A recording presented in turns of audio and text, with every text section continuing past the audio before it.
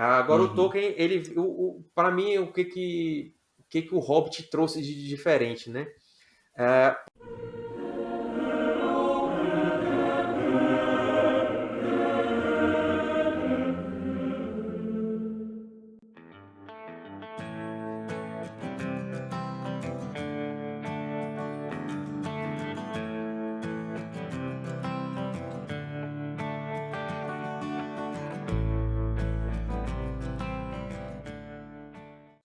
Agora o Uhum. Tolkien, ele, para mim, o que o Hobbit trouxe de diferente, né?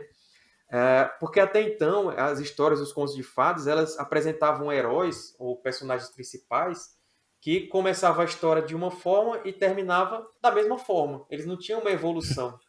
Já o Sim. Hobbit, o próprio Gandalf diz: olha, você vai partir aqui numa aventura, mas eu garanto que você não vai chegar ao mesmo Hobbit que você saiu daqui.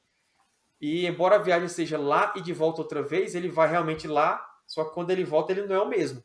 Ele é um Hobbit totalmente diferente. Ele já está desapegado daquela vidinha dele de, de ser fechado nos laços mais internos dele, só ali encontrar uns parentes, se esconder de uns vizinhos chatos, não querer participar de grandes aventuras, não querer conhecer pessoas desconhecidas, até o ponto que ele tem que botar o pé para fora, sai na estrada, não sabe para onde é que ele está indo realmente, e ele começa a se sacrificar pelos outros. A gente vê que todas as enrascadas que eles caem, quem praticamente salva eles é o pequeno Hobbit, né? O Bilbo Bolseiro. E aí tem a questão dos Trolls, dá tempo do Gandalf vir e ficar onde ele salva ali nos sacos ali e tal, e o Gandalf vem e enrola os Trolls até que vem o sol, né? E petrifica eles. Tem nas aranhas de Treva Mata, o Bilbo saca da espada e sai lutando com as aranhas. Tem a questão dos barris, que ele que salva os anãos dos calabouços lá do príncipe, do rei élfico, do Thranduil, e salva os anãos. Então, até a barganha que ele faz no final, quando ele pega a Pedra Arken e faz aquela barganha, ali ele foi realmente um ladrão, ele foi contratado para ser um ladrão, só que ele acabou sendo um ladrão virtuoso, porque ele pegou aquele artefato não para ele, né? Ele pegou para poder negociar a paz. Então, olha de onde o Bilbo saiu e onde ele chegou, né? O engrandecimento dele. Ele cresceu em virtude, ele agiu com a graça e sempre tinha a sorte do lado dele. O Tolkien sempre fala essa palavra, né? A sorte. Ah, foi um golpe de sorte. Ah, por sorte. Só que sorte, leia-se, providência divina. Então, sempre que o Exato. Bilbo atuava de acordo com a graça, a providência vinha e ajudava ele no que ele fazia e acabava dando certo. Então, para mim, por isso que essa história que veio para mudar o panorama dos contos de fadas da época. Você falando aí do Hobbit, né? Você falou ali sobre o Bilbo, mas até explicando, então, o que exatamente são os Hobbits, né? Não tô falando assim pra você falar qual é a origem, enfim, né? Enfim, não precisa ir tão longe assim, fala aquilo que você achar melhor. Mas o que são os Hobbits, né? E qual a importância, né? Por que o Gandalf quis ir até o Bilbo, né? Existe algum sentido nisso? O fato dele ser um hobbit, o fato de ser o Bilbo nessa aventura? Bom, os hobbits são aquelas pessoas pequenas, furtivas, agrícolas, que gostam da sua vidinha comum, sem muitas aventuras. Simbolicamente, nós que somos os hobbits. O Tolkien, ele não quer que a gente se identifique com Aragorn, nem com Gandalf, nem com Galadriel. Ele quer que a gente se identifique com os hobbits, porque são as Pô, mas pessoas uma comuns. observação, desculpa te cortar, mas também, se a gente se identificar com o Gandalf também, né, você tá... você tá, né, Tá a se gente tá achando assistindo o demais, filme, né? eu pareço com esse velho barbudo aí, hein? Agora, olha, Não, eu e tá sou se igual o achando Aragorn. demais também, né? Que isso? Seria muito bom. Então, assim, ele escreveu, ele mesmo disse que ele escreveu, ele criou os Hobbits baseado nas pessoas comuns que ele viu ali na região rural de Birmingham, que foi onde ele morou na infância. Essa parte da vida dele tem muita influência sobre os escritos dele a respeito dos Hobbits. São pessoas sem ambição, acho que esse é o ponto principal, sem ambição de poder, principalmente, né? De você dominar os outros, de fazer com que os outros façam a sua vontade. Porque esse é o grande ponto deles serem portadores do Um Anel, que é o pior artefato possível para você carregar. É a grande arma do inimigo, onde ele colocou toda a malícia dele. Então, o Gandalf, que é o profeta da história, ele sabe como é que a Terra-média deve ser salva, ele vê nos hobbits, ele até fala isso, ele diz que os hobbits são feitos de uma fibra desconhecida, que é diferente das outras raças. Essa fibra, na verdade, eu vejo como essa falta de ambição de dominar os outros. Por isso que o Bilbo conseguiu ficar tanto tempo com o anel, e depois ele entregou de bom grado, né? Ele não foi forçado a entregar o anel para o Frodo. E o Frodo também, apesar de ele algumas vezes ter colocado o anel no dedo, ele vai até o final da missão, embora ele não tenha completado. Mas o próprio Tolkien fala que o Frodo, ele foi o mais longe possível que qualquer outra pessoa conseguiria. Então ele foi até o final, onde realmente podia ir. Mais daquilo não dava. E aí aquela misericórdia que o Bilbo demonstrou com o Gollum lá 60 anos antes, lá na historinha do Hobbit, porque ele podia ter matado o Gollum ali na hora que ele estava invisível, com a ferroada na mão, só que ele prefere pular por cima e sair da caverna. Se ele tivesse matado o Gollum, Frodo tinha reivindicado o anel lá nas Fendas da Perdição e tinha ido embora, e o Sauron tinha mandado os Nazgûl e tinha recuperado um anel. Mas não, por causa daquela misericórdia que o Bilbo demonstrou lá atrás, o Gollum toma o anel do Frodo e cai dentro do fogo, né? Onde ele tinha realmente que ter sido destruído. Então, olha a misericórdia aí, a função da misericórdia na história, né? Então, para mim, a beleza dessa história dos Hobbits é isso. E a importância, né? Você perguntou a importância, por que o Gandalf deu importância a eles e o próprio Tolkien. Porque os Hobbits são a demonstração de que são as pessoas pequenas que fazem girar as grandes rodas do mundo. O Tolkien adorava essa frase. Porque ele quer que nós, como pessoas pequenas, entendamos que nós é que fazemos girar as grandes rodas do mundo. Então, esse é o significado dos Hobbits, no caso. E é interessante, né? Porque a gente vê no Gandalf essa questão do profeta, aquele que sabe como a Terra-média vai ser salva, e né, que tem a visão muito além, né, do que precisa ser feito, da estratégia de anos, centenas de anos até, para resolver o problema. Ele está lá para isso, ele é o grande sábio. Só que mesmo ele, né, ao ajudar a questão dos anões em reivindicar a montanha, em reivindicar o lar e expulsar o dragão, ele queria atrasar o Sauron. O fato do Bilbo participar, encontrar o anel e colocar toda essa questão da destruição do Um Anel, né, à frente, não estava nos planos. Assim, a ação desse ser tão humilde, tão pequeno, foi muito além do que o próprio sábio, o grande profeta, poderia ver. Então, a participação dele foi muito além, né, embora imperceptível ao mesmo tempo. Isso é fantástico, né? Porque nem o grande sábio conseguiu prever o quão longe poderia ir a influência dos hobbits. Uhum. É uma representação clara da providência divina, né? Que toma conta de tudo. Mesmo, por exemplo, mesmo o grande sábio, Gandalf, ele não sabia, mas a providência divina confiou, né? E é engraçado que toda a salvação foi confiada aos pequenos, aos menores, né? Os hobbits, eles são realmente aqueles que a gente deve se espelhar, mas eles também trazem muito o elemento da criança também, da simplicidade, de uma certa inocência, de uma certa alegria juvenil. Então, uma pureza, né? Exatamente, uma certa pureza que a gente vê principalmente nos livros, né? Então, o destino da Terra-média foi confiado aos menores, aos pequenos, e ninguém, talvez por isso que deu certo, né? Porque nem os grandes sábios bons e muito menos os ruins conseguiriam prever uma coisa dessa. Então, o Saruman, ele nunca ia conseguir entender e nunca ia conseguir prever que, de fato, o destino da Terra-média seria decidido por hobbits. O Sauron também não, exatamente porque esse acho que é a grande beleza, né, da providência. E ao mesmo tempo essa é a grande arma dos hobbits, porque eles ganham a afeição de todos. Então até trazendo elementos aqui do Senhor dos Anéis, trazendo elementos de outras interações dos hobbits com outros personagens, mas os anões, o Bilbo conquistou o coração dos anões, se tornou um grande amigo deles. O Frodo conquistou o Boromir, né, que era sedento por poder. Então, a Galadriel, que é a Nossa Senhora, né, a grande senhora, então, lógico que ela vai amar a pureza e a inocência dos hobbits de tal forma a ajudar.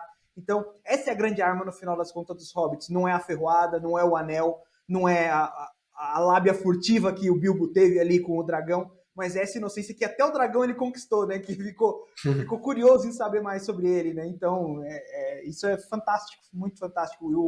E o Tolkien consegue colocar isso de tal forma que só da gente lembrar, da gente falar, dá vontade de ver de novo, de ler de novo, porque tá descrito de uma forma tão boa ali. É um escritor, assim, fora de série, que faz a gente perceber esses detalhes e amar, né, esses detalhes. Amar, de fato, essas qualidades humanas que são muito reais e que a gente não vê tão fácil. Então, ali a fantasia tão real e tão mostrando de forma tão incrível cada uma dessas coisas, né? É gostoso de ler, é divertido e ao mesmo tempo é muito profundo, assim. Eu lembro que quando eu ia lendo, me dava vontade de chorar, tinha hora, porque é muito profundo, assim. Você fala, meu Deus, como é que pode? O Tolkien chegou a chorar em alguns momentos enquanto ele escrevia. Imagina a emoção que ele colocou ali, né? É muito bom, muito O profundo. coração dele tá de fato ali, né? Uhum. Pois é, o coração dele tá ali e conquistou os nossos, né? Interessante que a gente tava falando nos bastidores, né? Eu cheguei até a obra do Tolkien através de um quadrinho, né? Que depois eu vou deixar até o nome aqui também na descrição para quem quiser ver, que é muito bonito, que a arte é do David Wenzel.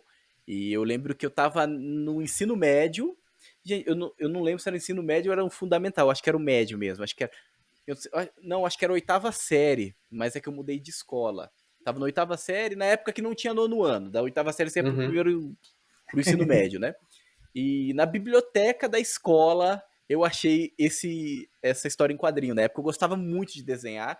Aí eu olhei assim, bati assim o olho e falei, nossa, que interessante. E tava novinho, assim, sabe quando você abre aquele negócio cheiroso? E os quadrinhos é de 98, inclusive, né? Então, aí eu lembro que eu peguei, assim, comecei a ler, eu peguei da biblioteca, né? Depois trouxe pra casa. E, nossa, muito bonito, assim. Aí eu comecei a ler, eu falei, nossa, que história é essa? Que é isso aqui? Eu nem sabia, eu falava Hobbit, nem sabia que era Hobbit, né? Enfim, não conhecia, não tinha a mínima ideia de que era Tolkien, enfim. Aí nossa, eu achei muito bonito, assim, a história em quadrinho, assim, tipo, ali já me ganhou. Aí depois de um tempo, né, que a obra dele, ela começou a ficar ainda mais, assim, com o tempo mais difundida mesmo, mais conhecida, né, também por conta do RPG, o Tolkien, ele tem uma influência muito grande na cultura pop, né, a gente, não só no RPG, mas também nesse universo de fantasia que a gente conhece, praticamente é um reflexo do universo que ele criou, né, e daí depois eu fui ver daí os filmes, eu falei, nossa, meu, que legal, né, então era isso, né, então foi ali o primeiro contato, e o que mais me chamava a atenção era justamente essa jornada, né? Existe uma jornada, e a Fernanda ela falou mais atrás sobre a questão da jornada do herói. E ela é muito clara, ela é muito descrita, né? O chamado para aventura, ele que não quer ir, mas depois vai, né? E depois encontra os desafios, encontra o mentor, né? Então é tudo muito bem construído. O Tolkien como ele era um grande, estudava muito mitologia, então ele sabia muito sobre a estrutura, né, da jornada do herói, e aí ele coloca de forma assim magistral nessa obra, e é muito bonito, assim, é um negócio, por isso que a gente falava que a gente se identifica, né, a gente se identifica porque a jornada do herói é a jornada do ser humano, né, não tem como você não se identificar com isso, né, é uma coisa que faz parte, é intrínseca a nós, né. Perfeito. Eu acho que a Bom, gente não precisa nem entrar nessa questão da jornada do herói, mas assim, só para deixar muito claro assim que ali tá a jornada do herói e tá além, né? Porque toda essa questão que a gente veio falando do que os hobbits representam, da simbologia por trás disso tudo, então, dá para dizer que tá muito mais completo do que a jornada do herói que a gente está acostumado a ver em diversos filmes e livros. Então, o Tolkien ele foi magistral nisso aí, né? Sim. É porque era uma época que não existia clichê, né? Exato. Era a época que ele tava. Saiu dele ali os negócios praticamente, né? Todas essas referências que a gente tem hoje ali praticamente vem. Por isso que eu falei que ele influenciou muito na cultura pop, né? Uhum. E pra vocês, assim, quais são os principais, além do Bilbo, que a gente já falou bastante, né? Os principais personagens dessa obra que trazem, assim, grandes significados? Cara, Gandalf deixa eu não tem começar. como não lembrar, né? Não tem Eu vou como, né? começar com um que tem só nesse aí, porque, cara, pra mim é um personagem muito bom. No livro eu achei um personagem muito bom, e no filme eu achei que foi muito bem interpretado, que é o Smaug. Cara, eu acho o Smaug... o Tolkien Muito ele bom. parece que pegou a serpente do Éden e deu um super plus pra ela, assim, deu whey protein, deu uma inteligência, deu tudo aquilo. E pensa num dragão astuto que negocia, que te Astuto. convence, que fala... Putz, aquilo ali... Parece que o poder do dragão tá muito além das chamas e da grandiosidade dele, assim, tá no conhecimento, no sabedoria. Ele conseguiu deixar isso muito claro. Então essa Uhum. visão desse dragão sábio, astuto, sábio não no sentido da boa sabedoria, mas inteligente, né? E astuto parece que ali tá de forma muito magistral representada, assim. Eu gostei muito, muito do Smaug. Claro, eu comecei com um vilão aqui porque é o vilãozão, assim. Então eu gosto de bons vilões. E o símbolo, né? O símbolo do dragão, né, também, ele ele é a questão também, né, da serpente com asas, né, praticamente. Ele é um ser milenar, um ser sábio, que conhece de tudo. E é a cobiça, É né, a o mal da cobiça. humanidade, É a cobiça, o egoísmo. Depois eles vão o falar sobre a doença orgulho. do dragão, que atinge também os anões lá, É. né, que tem Uhum. muito a ver com isso. Uma coisa que eu acho muito interessante no Smaug é que realmente ele você vê que ele representa muito do mal humano, do homem decaído, né?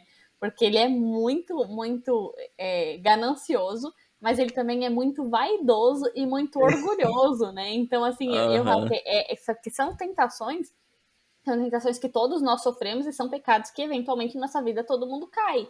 Porque são pecados que são intrínsecos ao ser humano, né? Principalmente o orgulho. O orgulho, eu acho que é o principal vício da humanidade hoje. Mas você vê muito claro nele, né? Eu tenho uma pergunta pra vocês. O que ele vai fazer com o tesouro dele? O dragão. Mas é bem isso mesmo. Eu Pra pensei a que- mesma coisa quando eu li, falei, mas cara, por que ele quer isso tudo? Ele tá dormindo no tesouro há quantos anos? Pra que ele quer isso? Ambição por si mesma, né? Exatamente. Mas tem É alguma quase o explicação famoso interna? status do Instagram, né? A pessoa quer, só tá aparecendo lá. Eu já vi alguns tokenistas falando que tem uma questão, porque a Terra-média, a Terra em si, a Arda, né, o planeta, ela está maculada, né? Desde que Morgoth veio aqui e deturpou todas as coisas, ela se chama Arda Maculada. Por quê? Porque apesar dele ter sido expulso já para fora, para o vazio, o mal que ele fez vai perdurar aqui até o final. Então nem tudo vai ser íntegro. Então, assim como um anel era realmente o anel de Sauron, toda a Arda era o anel de Morgoth. Tem até um volume da História da Terra-média que se chama O Anel de Morgoth. Porque a Terra era o anel dele, foi o local onde ele colocou o mal dele. Então, o ouro, talvez, por ser fruto das entranhas da Terra, tem alguma coisa a ver com esse antigo mal do Morgoth. Por isso que o ouro atrairia os dragões. Então tem gente que faz essa associação aí, né? Uma coisa com o mal ancestral. O mal Caramba. ancestral da Terra. Top, eu não sabia disso não. E a gente tem o Gandalf, né? A gente falou aí do Gandalf, ele que é um ser ali que foi colocado no mundo, né, para auxiliar, mas não para intervir. Muito interessante isso. Então ele é a própria ação mesmo da providência divina, né? Ele se coloca muito assim dessa forma, né? Ele não intervém na vontade, mas ele te dá, né, as opções. Ele fala, olha, eu acho que é bom você vir com a gente. Aí ele, não quero. Olha, mas olha, o que vai acontecer? Olha isso, a gente precisa de você. Não, eu não quero. Então tá bom, então pode ficar. E depois ele vai, né? O Hobbit vai, né? Então, ele não intervém, né? Um mago super poderoso, assim, daquele lá, que poderia fazer o que quisesse, né? E ele não intervém. Eu acho muito interessante a forma que a providência age também através do Gandalf, né? Seja no Hobbit, seja depois do Senhor dos Anéis, a gente vai ver muito isso também. Eu gostava também E dos sumiços dele, né? Às vezes é isso que eu ia falar. agora eu tenho que ele resolver o negócio. Não, cara, fica aí, ajuda o pessoal aí que eles estão precisando. Não, valeu, fui, tchau. É engraçado também. E é um sumiços providentes. Assim, ele some o personagem crescer. E aí ele volta e fala, não, que bom que você cresceu, hein? Que bom que você deu o passo que faltava. Né? E quando precisam, ele sempre aparece também, né? É quase o mestre dos magos. É verdade. O Thorin também tem uma jornada interessante, porque no começo do livro ele quer retomar, né, o antigo reino e tal, um motivo nobre. Acaba se corrompendo ali por causa da Pedra Arken, né? Ele se volta contra o próprio Bilbo e tal, e se fecha ali. Ele quer guerrear contra os elfos, mas no final, quando ele morre, ele é igual, parecido ali com Boromir, né? Quando ele fala, se mais pessoas valorizassem menos o ouro, o metal, né? O mundo seria um local melhor e tal. Então ele também se redimiu no final, assim como o Boromir também teve a sua redenção. Acho legal também esse personagem. E um personagem que vem com toda aquela carga ancestral do reino que ele quer defender, a nobreza no sangue. Então, ao mesmo tempo, aquilo está presente. Por mais que ele seja ele perdeu a terra, ele se corrompeu no caminho, mas o espírito dele, a alma dele, a essência dele é nobre. Então ele precisava encontrar de novo essa nobreza, que é além daquilo que ele próprio enxergava de nobreza, para aí sim morrer com essa... Putz, isso eu acho muito bom. Porque, assim, a gente não espera essa nobreza nos anões, a gente espera isso dos elfos, a gente espera isso dos homens, e aí isso no anão também coloca, né, porque os anões parecem que são retratados com menos esse espírito. Então, um personagem com tamanha nobreza como o Rei dos Anões eu acho muito bonito, eu acho muito simbólico. Exato. Mais alguma consideração que vocês querem colocar, gente?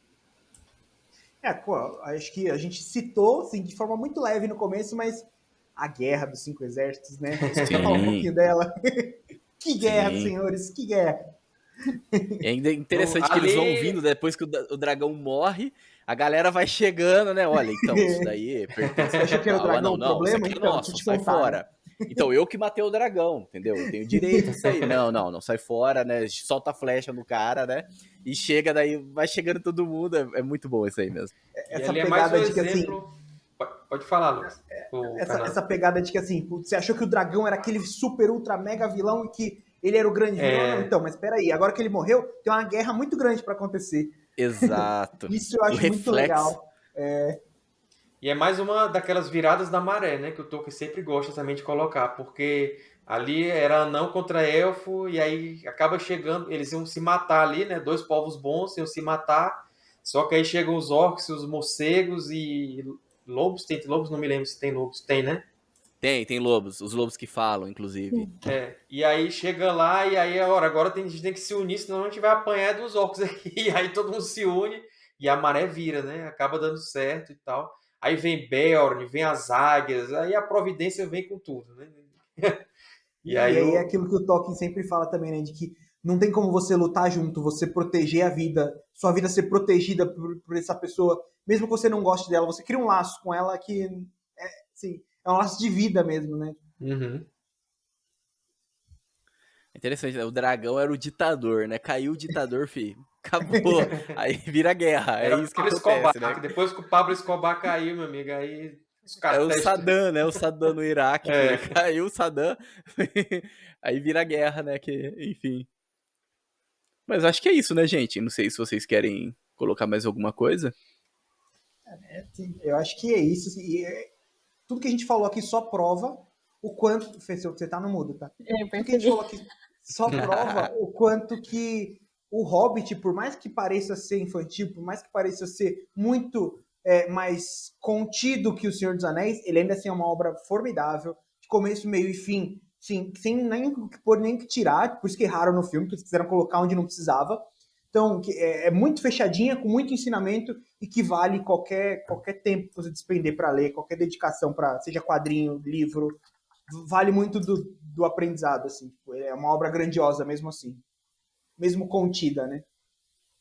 E o final do Hobbit, ele termina naquele velho e viveu feliz para sempre. E realmente ele viveu, né? Porque do Condado ele foi para Valfenda. Em Valfenda ele se tornou um erudito, um sábio, um mestre das tradições. Ele traduzia textos em élfico, fazia poesias. Então ele ficou cada vez mais perto de um elfo, que é o objetivo do Tolkien, né? Que acho que a gente tem que ter. A gente tem que ficar parecido com os elfos, que são as pessoas mais nobres que existem. Então o Bilbo, acho que no final ele conseguiu e se santificou e garantiu o lugarzinho dele no céu. E por tudo que ele fez, ele era daquele que ganhou os altares, né? Exatamente. Acho que tem muita coisa ainda que daria para falar, né? Mas senão a gente vai estender muito, porque é uma obra muito boa. Assim, por exemplo, tem um personagem que a gente nem citou aqui, mas que eu gosto muito, que é o Tom Bombadil, que também é um personagem muito legal, que daria pra gente falar um pouquinho mais sobre ele, mas fica aí a dica pro pessoal ler. Mas ela tá se adiantando aí. Não. No Hobbit, não. Então acho que não aparece no Hobbit. É no Senhor dos Anéis, Ele aparece no Senhor dos Anéis, mas se não me engano ele é citado no Hobbit. Tem alguma referência a ele no Hobbit também.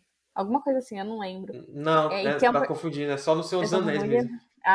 Mas é um personagem que eu gosto muito também, que vale muito a pena falar. É porque eu entendo a confusão, é porque ele tem muito a ver com os Hobbits, realmente. Ele vivia na Floresta Velha, que era vizinha ao Condado. Sim. Verdade. É verdade, ele aparece no Senhor dos Anéis, mas é verdade, tem razão. Quem aparece no Hobbit é o que vira lobo. Como que é o nome dele? Não lembro, que também é bem legal. Vira né? urso, É não o urso. lobo? Vira urso. E também vira ajuda lobo. eles, é muito legal também. É o Beorn. isso. O Beorn. Que também é uma isso figura mesmo. Não é o- Aparece um misteriosa mago. ali. Aparece outro mago também, né? Aparece, que no filme foi muito mal retratado, ficou parecendo Radagast, o castanho. sei É, o lá, Radagast, ele ficou aham. parecendo, não sei, ficou meio Será que- hippie, meio esquisito. Será que vão falar um pouquinho dos azuis na série? Vão Pois aproveitar que o... No último Os caras escrito sumiu, do né? Pode fazer o Tolkien, que quiser. no último escrito do Tolkien, ele sobre os magos azuis, ele fala que os azuis vieram na Segunda Era, né? E a série vai se passar na Segunda Era. Então teria essa Interessante, hein? possibilidade. Mas também, assim, eles estão usando o material, eles só têm direito, os produtores só têm direito de usar o material do Hobbit, do Senhor dos Anéis e dos apêndices do Senhor dos Anéis. Então esses textos aí, eu acho que eles não utilizariam, no caso esse que eu citei, né? Eles vão ficar mais lá nos apêndices mesmo e tal. Mas Entendi. eu gostaria de ver, né? Eu gostaria de ver os Magos Seria Azuis. legal, né? Eu acho, não Muito sei bem. se vocês viram aquele homem que sai do meteoro, né? Parece um meteoro, mas não é um meteoro. Numa hora que sai uma bola de fogo passando e depois ele desperta numa explosão e ele tá segurando a mão daquela hobbitzinha que aparece no teaser, né? Aquele lá pode ser um mago, um Istari, pode ser um Maia. A gente tem várias especulações, né? Ele pode ser... Assim, se eles quiserem colocar o Gandalf, eu acho que vale. Porque seria ele estaria vindo das Terras Imortais e entrando ali na Terra-média. Não sei se eles dariam esse salto tão grande, né? De mudar o cânone assim. Porque no final do teaser, a mão de quem vem ali na bola de fogo está segurando a mão da Hobbitzinha. Uma mão grande com uma mão pequena. Então não sei se já é assim, tipo, olha, esse Maia vai ficar amigo dos pequenos, é um reflexo do que vai acontecer no futuro, né? Na Terceira Era. Não sei se é isso. Ou pode ser o Sauron que chegou ali, não sei por que ele chegou daquela forma, entrou ali desmemoriado, talvez, e entrou em contato com os hobbits primeiro, para depois ele ir retomando a memória, até se transformar em Anatar, que é aquele ser lindo, maravilhoso, que engana os elfos, para ensiná-los a fazer os anéis de poder, não sei. Mas tem uma questão ali que é alguém que veio das Terras Imortais, eu acho. Eles descobriram que ali tinha uma erva boa. Exato. Isso aí. Bom, então, vamos encerrar então. Pode ser? Não, igual a Fernanda falou, daria pra falar muita coisa, se né? for, se a gente ficar aqui, a gente vai falar muito, assim, Mas eu acho que É deu que a pra gente- ter uma boa noção assim, do que se trata o Hobbit, do carinho que o Tolkien colocou nessa história, né? Como o Fernando falou, ele começou contando a história para os filhos dele, depois se transformou em livro. Foi publicado meio que por acaso, porque ele emprestou os papéis para uma irmã, para uma aluna dele. Essa aluna conhecia alguém da editora, passou para ela os papéis e a pessoa da editora disse: "Olha, eu gostei dessa história", né? E aí foi.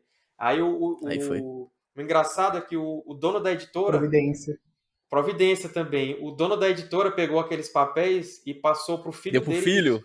que tinha Aham. 10 anos de idade, né? 10 anos. E aí ele, olha, filho, faça uma resenha aqui para eu saber se vale a pena publicar esse livro. E aí Foi a primeira resenha. o Rainer pegou, era o Rainer Unwin, ele pegou e escreveu assim: olha, esse livro é muito bom, uma história boa que não precisa de ilustrações, os mapas que acompanham a história já são suficientes, e é uma história apropriada para crianças de 7 a 9 anos de idade, sendo que ele tinha 10. Então era muito adulto recomendando o livro para criança, né? E aí o pai dele pagou a moedinha dele e resolveu publicar e vendeu todas as cópias, não sobrou nada. Já aí depois novas edições vieram. Na segunda edição veio a americana, né? Primeiro em 38, um ano depois. A americana eles pediram para o Tolkien fazer novas ilustrações e aí o Tolkien fez aquelas coloridas que a gente vê, né? Que é nos barris, na águia, no ninho das águias e tudo. Elas entraram depois por causa da edição americana e aí a britânica incorporou. E depois, quando o Tolkien foi escrever O Senhor dos Anéis, aí como ele foi puxando certos elementos, como o anel, a questão do necromante, que ele revelou que seria o Sauron, ele foi puxando essas questões e ele viu que a história... Porque na primeira edição do Hobbit, o Gollum entrega o anel de bom grado para o Bilbo. Ele simplesmente entrega o anel. E aí ele viu que não combinaria com a história que ele estava escrevendo depois, do Senhor dos Anéis. E aí ele faz uma nova edição do Hobbit, trocando o capítulo das Adivinhas no Escuro, onde ele coloca a questão que o Gollum se sentiu roubado, né? Aquela história. E aí ele inventa também, ele diz, não, porque a primeira história foi o que o Bilbo quis contar para os anãos para não revelar a verdade e tal, mas depois ele contou para o Gandalf a história verdadeira, e aí o Tolkien, ele costumava fazer isso, né? Para não ter inconsistências entre as histórias, ele acabava... aproveitava tudo. E aí ia no meio, nas lacunas e fazia tudo isso. É fantástico, é um mundo realmente... Genial, né, o cara? complexo e gostoso de se viajar nele, muito bom. E é um clássico, né, da literatura infantil. Quem diz que Tolkien não é clássico, o Hobbit é um clássico da literatura infantil, já é considerado Indiscutivelmente. Pela importância, né, hoje na literatura infantil, também pelo número de cópias vendidas, que é absurdo. Então, Tolkien é clássico, gente. Lidem com isso. Quem discorda tá errado. É isso aí. Isso aí. Então, beleza, vamos para a conclusão. Pode? Pode ser? Não sei, mas vocês querem falar alguma coisa aí? Então, vou soltar a musiquinha aqui.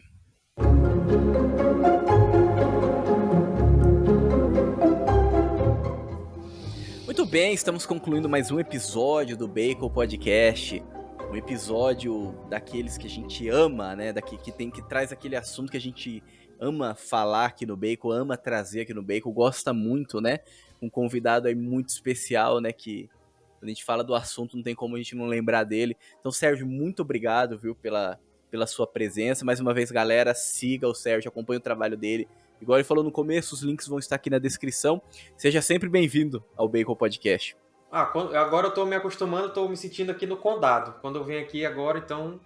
quero tomar esse chá das 4 com vocês sempre aqui. Podem me chamar, que eu tô à disposição para conversar sobre Tolkien. Como vocês falaram, fumar um cachimbo, que não é aquela erva, é a erva boa. E podem me chamar, assim, como a gente falou, né? Se quisesse, ficava aqui a noite toda conversando, que ia ter assunto. Então a gente tem que delimitar. Então pode me chamar mais vezes, que eu venho com o maior prazer. Agradeço a oportunidade. Sigam lá quem não segue ainda o Tolkien Talk, o Guardião Católico, no Instagram, no YouTube. É um prazer receber vocês. Agora eu me enrolei aqui em receber vocês, não, né? Vai ser um prazer tê-los lá também acompanhando o nosso conteúdo. Agradeço mais uma vez. Deus abençoe a todos. Até a próxima e um abraço. Isso aí. E vocês ouviram, né? Ele falou que, ó, sempre quando a gente chamar ele vai estar aqui, então, ó, fiquem... Então a gente vai chamar. Tá gravado, né? Tá gravado, exatamente.